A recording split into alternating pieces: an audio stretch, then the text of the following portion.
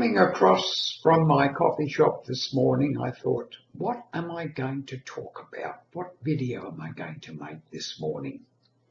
And then it occurred to me, habits. We all have habits. And some of those habits are picked up inadvertently, and some of them are made deliberately. The ones we make deliberately are usually positive. We decide, for example, that we'll make a habit of going to the gym. And if we keep it up for long enough, usually 3 or 4 weeks is the minimum time to do this, then we will probably keep it up for a lot longer, perhaps for a lifetime. But it's the inadvertent habits which usually cause us trouble. We can get into the habit of doing something which is not particularly good for us. Might be, for example, always going across and getting a junk food meal every second day at a certain place. This can become a habit, and before we know it, we've undermined our health in some way. So there's inadvertent habits and there's deliberate habits. Not all the inadvertent habits are bad, of course.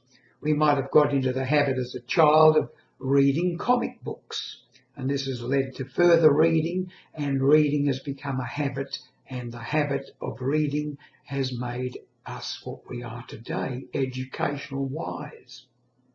It could have put us into a university course simply by picking up the habit of reading early.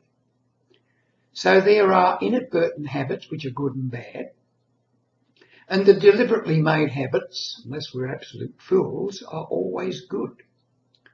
But it is far harder, I think, to break a habit than to make a habit.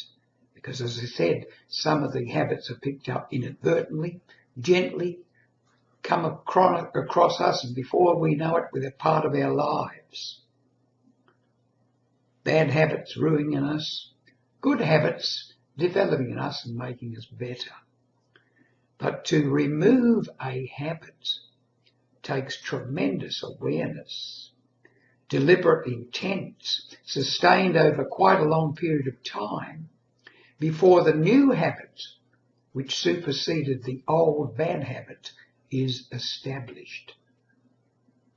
So I guess the message is this: be aware of the habits that you have now. Work out whether you want to change them or not, whether they suit you or not. And if they don't suit you, bring in a new habit which will supersede the old one. It will take awareness, it will take effort, and it could well take some time.